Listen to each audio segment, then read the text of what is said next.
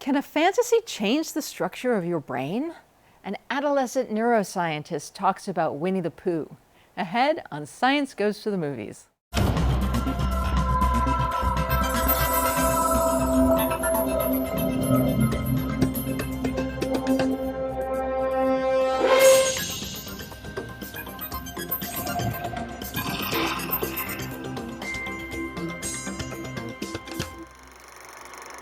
Welcome to Science Goes to the Movies, a look at the stories of science and how they change our culture. I'm Lisa Beth Kovetz.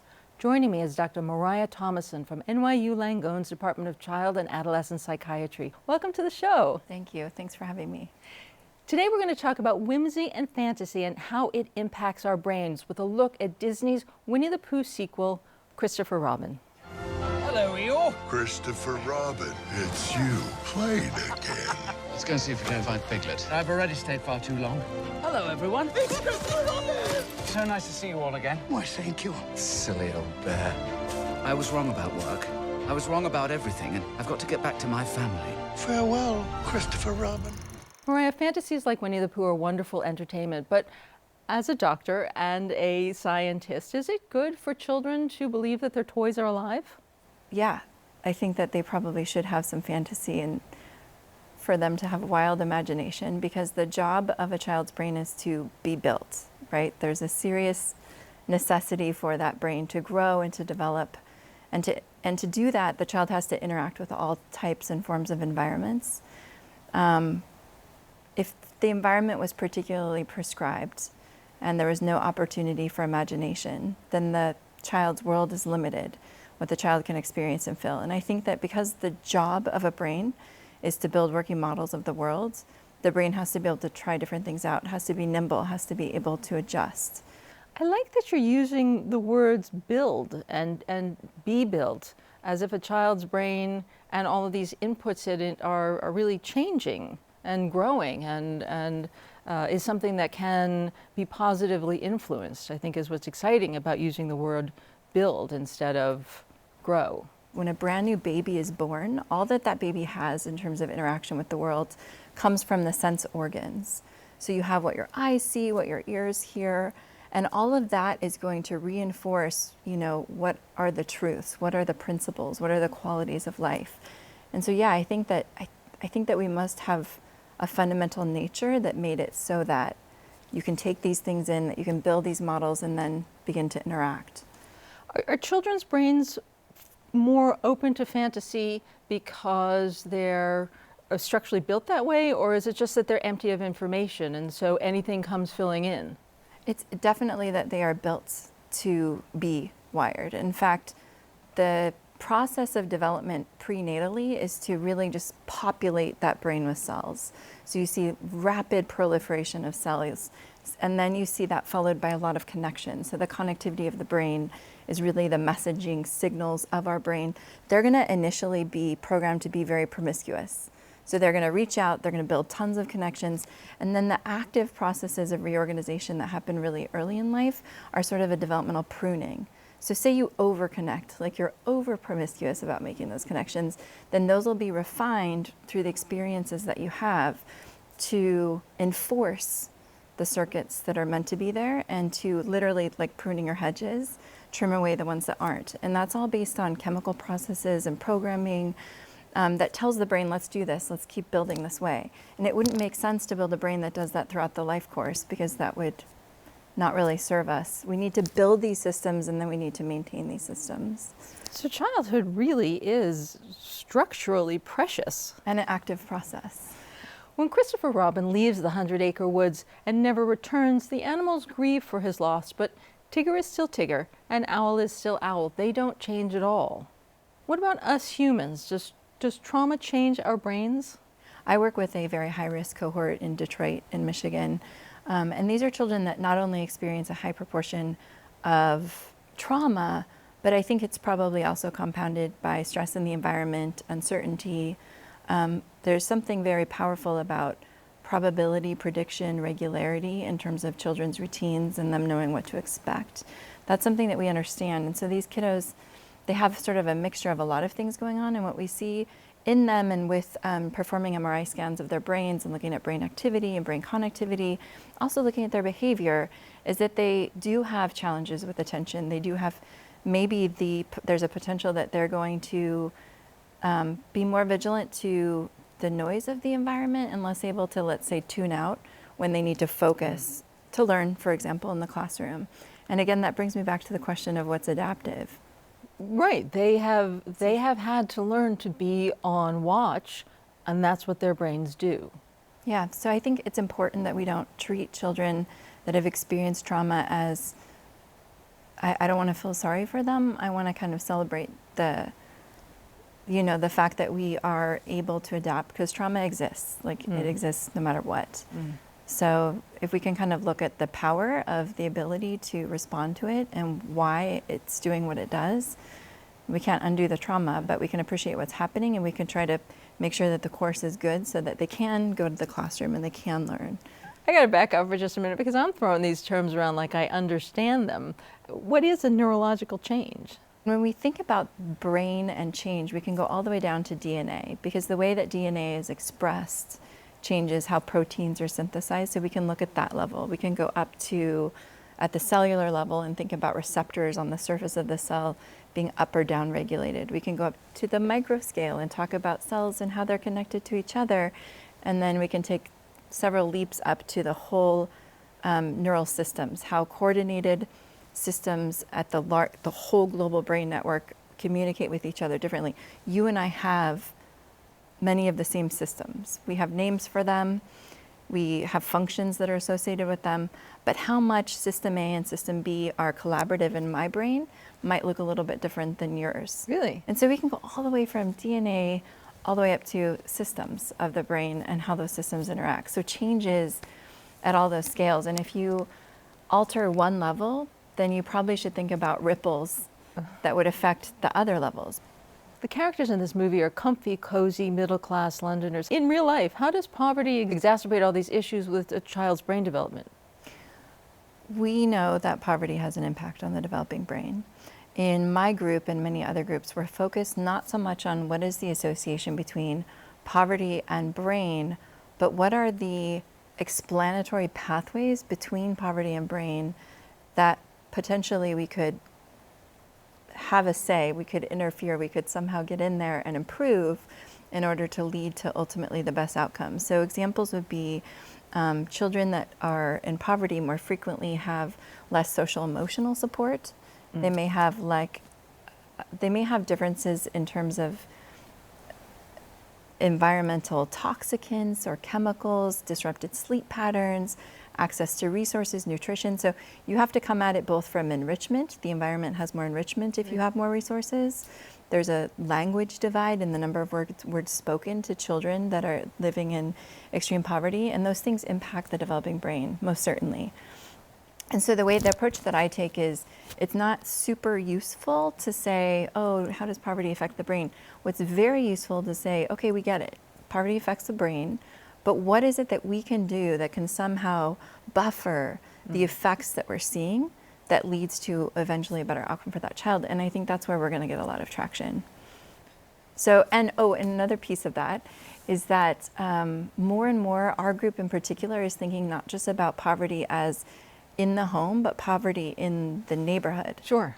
Because the current thinking and the approach to thinking about poverty in the brain has tended to be a little bit focused on just the household's resources. But I think there's something really important about the environment. And it goes back to this idea that if we understand the pathways, then we have an opportunity for change. Christopher Robin and his lovely wife Evelyn have a daughter, Madeline. And in the movie, as is sometimes the tradition in real-life British families, the Robins are preparing to send their daughter away when she turns 12 years old. And in real life, early childhood separations is a huge American issue right now. Where does the issue of early childhood separation fall on the scale of life-altering traumas? I'm really excited that in the past 5 or so years, there's been a lot of attention to trauma having different forms. So instead of thinking of trauma as a universal challenge, there's been some focus on what aspects of trauma are from sort of things like violence or abuse versus neglect. And the discussion in the scientific community has been, those are very different things. Those have very different roles in terms of affecting a child's development. And we think of the lack of enrichment being a little bit like what you could just speculate is an environment with less engagement, learning. And so where you see differences in the brain that are associated with that form of trauma, because it's a form of trauma, is the short answer. Sure, absolutely. Is in cortical development, is in social emotional functioning. It interferes with attachment. And then that's as compared to violence or exposure, threat of physical harm, which is affecting things like learning processes and attention we spoke about earlier. So different type of trauma, different types of effects in the brain. And I'm really glad that that's where the conversation's gone in terms of having opportunity to help these kids. Can you track backwards from the expressions in the brain to the nature of the trauma? Not at this point, no. I think there's a movement to decode the brain, right? There's a movement to get to the level where we can understand the processes, but it's going to happen in really basic areas. It's not going to happen in something, it's going to happen like in visual science where you see, a movie on the screen and you can decode the brain signals. What does that mean, decode the brain? It actually means literally you can read out like the functions of a brain through an MRI. You can look at, say, the visual cortex, and you can train a decoder to watch a bunch of different humans watch the same movie clip and then have them watch a library of movie clips. And then you can use that information, put a new person in the scanner, show them a completely new clip, a car driving down a highway, different clip, no one saw it before. And the probability that the computer can figure out what they're watching is much, much higher than chance. And then it's all going to become zeros and ones, and it's going to be fed into a big computer, and we're in sci-fi land. Yeah, but we haven't gone backwards in time, which I think is what you're asking. So that's a little more sophisticated. Yeah. We were talking earlier about the nature of a separation trauma. It's a very political issue. What are your thoughts on the children at the border?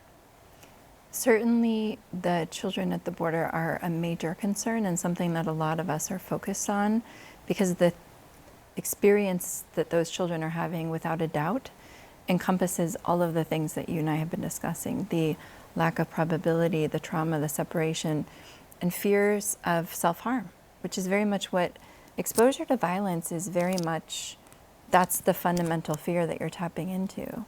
So it's this uncertainty, I think, that they're probably having to endure for really long periods of time, such that even if they're not directly exposed to some horrible violent act, which they may be, still that is going to affect them in ways that are very similar to what we're talking about. So that is a big problem, and I think we're all really concerned about it. In the movie, Christopher Robin's daughter is eager for his attention, but anyone who's had a kid turned into a teenager knows that does not last. At what point and why does that have to change? I think that the transition to adolescence is programmed into our very nature. I mean, we have a serious job to do. We have to go from being the child of a house and supported by our parents to being the parent and supporting a house. And that's a significant upturning of roles and responsibilities. And I think that our nature programs us to prioritize things differently, to take signals from the environment and learn in different ways than we did as a child, to look outward. And I think that that's just coincides with this departure from it's not cool to think Frozen's cool anymore. Yes, in my house, my children were like, "Do not speak to me of Pokemon, mother, for I am 12 years old." Why do they have to give up these fantasies? Why do they have to go? They're taking one jacket off, right? They're putting on a new jacket. This is a shedding of an identity. And our identity, we're all tied up in our identities. And there's something very real about Pokemon's not cool anymore.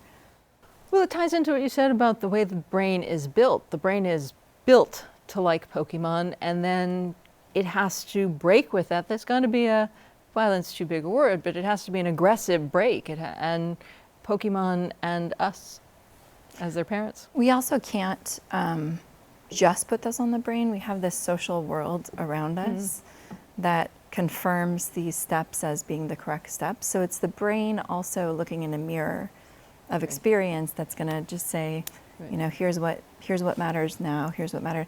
We put fluffy toys in our kids' faces when they're little. We're like, hey, this is so cute. Like when they're adolescents, we aren't really expecting those same responses either. So advice to a parent: if, gosh, we spend so much time when they're little saying, you're going to be safe, it's all right, I'm here, I'm in charge, I'm making decisions, I've got you. How does a parent help them make that split from, get out of my house? You know, I don't know that I have the right answer because I'm a parent, and I think as a parent you spend a lot of time just wondering.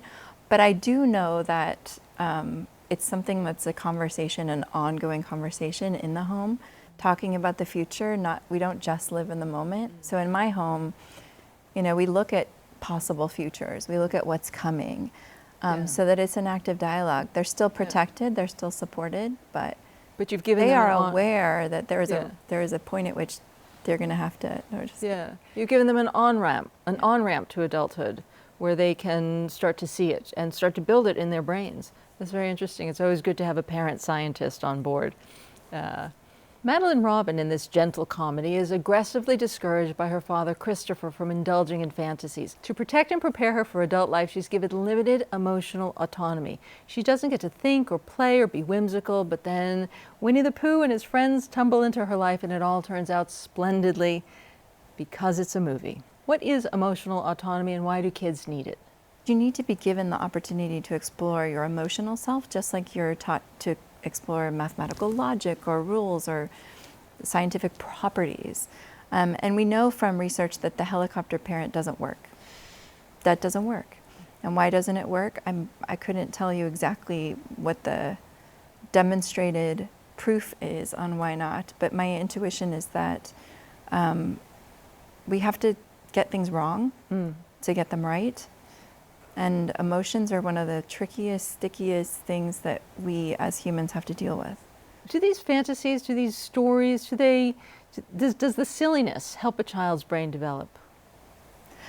I think that it must, and I had a conversation with my son about coming on your show, and I asked him what he thought about this idea that the child's mind needs to be full of fantasy and imagination, and he's 9, and quite amazing. He said to me, Mom, of course. He said it as if this isn't even a question. Why would people talk about it?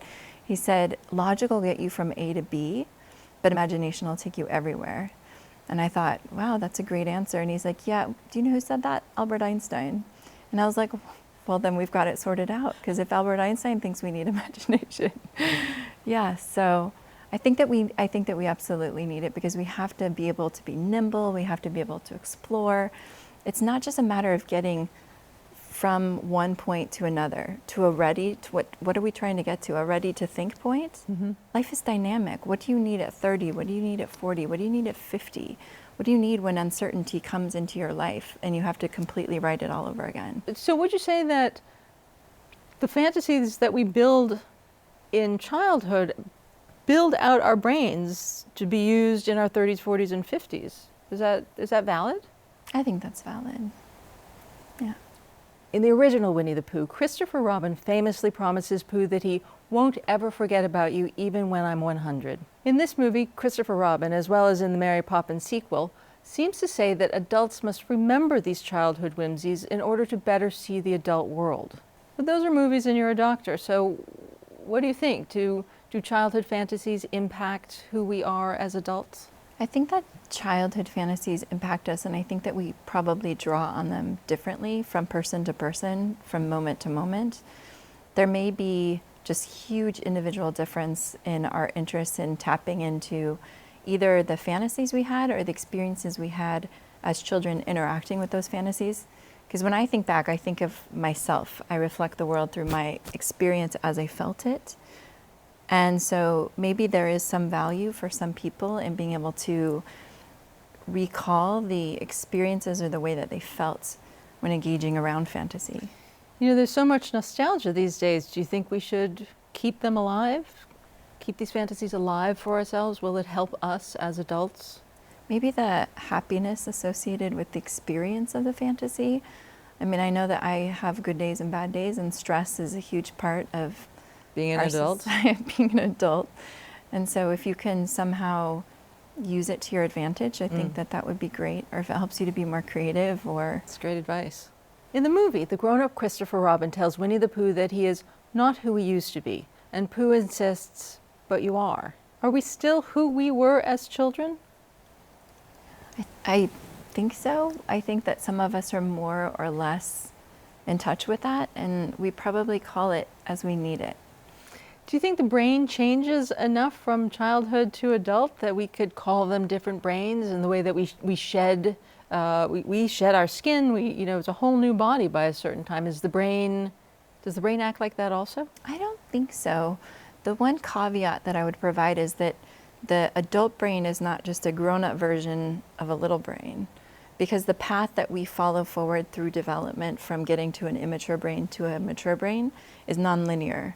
So there's not like a direct line, like this structure just gets bigger and they all get bigger at the same time. So there's not a miniature child brain inside of, children are not miniature adults, as it were. However, there is a programming that happens and that we're prepared for our environments. And so it's not that we cast off our earlier experiences. I think those experiences deeply shape who we are, and that is part of who we are as adults. And some people probably don't hold tight to the fantasy and the experiences of their childhood, but some people probably are closely in touch with it. Well, that leads us to a very interesting question of, are some adults more suited to fantasy than others? And I have to tell you that most of my friends who are artists really want you to say that the artists have a special brain that allows them and insists that they hold on to this whimsy as long as possible. But is there any validity to that? Okay, no pressure to tell your No artist. pressure. I'm sure that it's advantageous, but you could make the same argument for engineers who have to think creatively, right? You could think of it for scientists who have to push new frontiers and figure new things out. You could think it even for athletes, because athletes have to not be so caught up in, they have to be more open to ways that they can move their bodies and explore their spaces. So what they're telling us in the papers all the time about don't grow old, keep moving, keep changing, has significant impact on your work. Huge. I think above all things, exercise is absolutely critical. Literally keep moving. Literally keep moving. Yeah. And what about learning crossword puzzles and all of that? And They all help.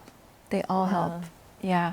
I think there are some people that ask, is this helping? Is it helping enough? Is this going to keep me from Alzheimer's? And the answer is maybe not. Maybe it's not the thing that's going to have the biggest effect size to lead to the best outcome, but we know they're all working in the right direction. So do the thing that makes you happy. Yeah, so if you like doing crossword puzzles, do crossword puzzles. Play brain games online. Yeah.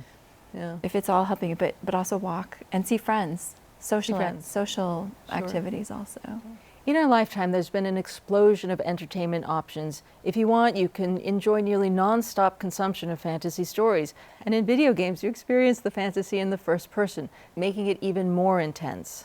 Mariah, on the other end of the scale, do you think that the constant consumption of fantasies is bad for us? And can it change? And can that consumption of fantasies change our brains too? Anything in excess is a concern.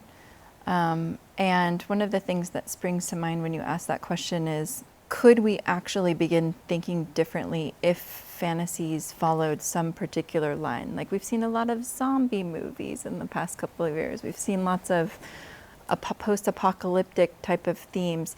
So is it possible that maybe we think more about these topics because they're in our world? I would say it's possible. But I don't think that interacting with video games or the kinds of limited virtual reality that we have accessible to us now, today, is the kind of thing that's going to literally affect how we interact with the environment. Major caveat to that is, I have a cell phone, and you do too. And when I need to go somewhere, I usually just literally before I pull out of the driveway, plug in the address. To my parents' house. I know where that is. I still plug it in. Phone numbers, all of the things that we used to rely on our brains to do, we no longer do. So what's going to happen? We're going to have microevolution around the way that our brain needs to use those energy resources to do, for example, spatial navigation or mapping of an environment. So yes and no. I mean, there are ways that these immersive environments can really change us, but in much more basic ways, the kinds of things we ask our brain to do are the things that are going to dictate who future generations become. As a developmental neuroscientist with a 9-year-old, what's your take on screen time? And we limit it, I think, like everybody does. The trick for us right now is we have a 9 and an 11-year-old, so they're transitioning to using the technologies and the screens for school. So we're in that weird moment of not all screen time is bad. Right. And so I think it's just a matter of setting up expectations for the kids. Not all screens are bad. And I think there's a time to just, even I like watching TV. There's a time to just relax and unwind. It just can't be all the time. Dr. Thomason, thank you so much for spending time with us. My pleasure. Thanks.